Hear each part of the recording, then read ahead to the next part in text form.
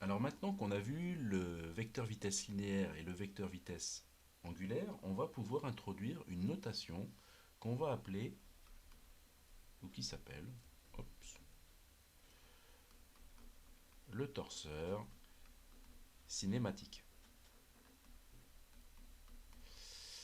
Ce torseur cinématique, en fait, il va surtout nous simplifier la vie, puisque décrire tous ces mouvements avec des phrases, c'est long, et donc on va utiliser une notation qui est plus rapide. Pour rappel, on va avoir trois translations pour décrire un mouvement. Trois translations, x de t, y de t et z de t. Oups, c'est pas un vecteur. Z de t. Et ces positions, ces composants du vecteur position vont me donner des vitesses Vx de t, Vy de t et Vz de t. On va également avoir trois rotations. Donc j'ai mon θx de t, mon θy de t et mon θz de t qui me donne en vitesse oméga x de t, oméga y de t et oméga z de t. Si jamais on fait juste un tout petit point, on a la position angulaire, θ de t. Et là ici, on va avoir la vitesse angulaire oméga de 1 par rapport à 0. Donc là, on est sur des vecteurs. Au niveau des vitesses, ici, j'ai mon vecteur position, OA de t. Et ici, j'ai mon vecteur vitesse, la vitesse de A dans le mouvement de 1 par rapport à 0, qui varie bien sûr en fonction du temps. Donc le torseur cinématique, l'objectif c'est de pouvoir écrire tout ça beaucoup plus rapidement. Et donc c'est une notation pour les vitesses.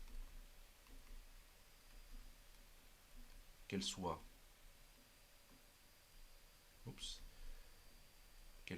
linéaires ou angulaires. Il va se noter comment? Il va se noter avec une sorte de V. Oups, je ne l'ai pas très bien fait, mais c'est pas grave. Un V un peu voilà, à l'ancienne. Allez, je le refais. Hop. Donc on va décrire le mouvement ici. On va décrire. Et donc ça va être égal à deux vecteurs. Le vecteur vitesse qu'on écrira d'abord et donc vitesse angulaire et le vecteur vitesse linéaire VA de 1 par rapport à 0 qu'on va décrire ensuite. Ça sera, il ne faudra pas oublier la notation, ça sera par rapport à un point puisque la vitesse linéaire elle se définit toujours par rapport à un point. Et ça on va pouvoir le noter, donc ici on l'a en forme de ligne et ici on va pouvoir le noter avec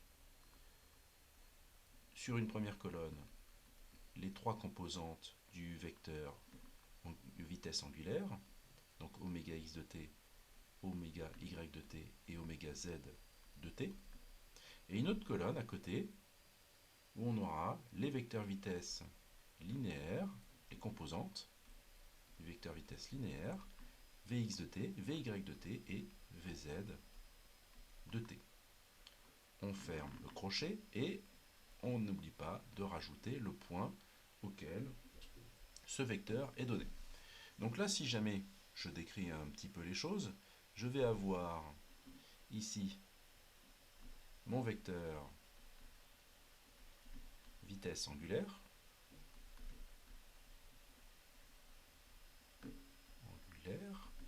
et ici je vais avoir mon vecteur vitesse linéaire. Oups, j'ai oublié le E, il est là. Ici, sous-entendu, c'est bien évidemment sur x0, ici sur y0, et ici sur z0. On va d'ailleurs pouvoir rajouter, pour être totalement complet, que c'est par rapport au point A dans la base B0. C'est une bonne habitude à garder d'avoir ces données-là. Ici, quand on regarde ce qu'on obtient, on a ici les composantes. Ici, ce sont bien à chaque fois les composantes des vecteurs.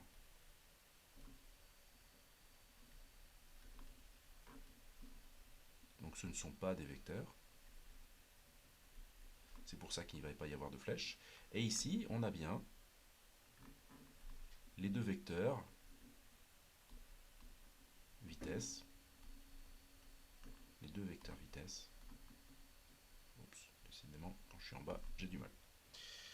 Donc cette notation, il ne faut pas se tromper, elle répond à des exigences de notation. Il faut avoir ici à gauche les vecteurs vitesse angulaire, ici à droite les vecteurs vitesse linéaire. On doit absolument marquer le point où on décrit cette vitesse. La base, c'est fortement conseillé, en tout cas c'est une bonne habitude pour la suite des études.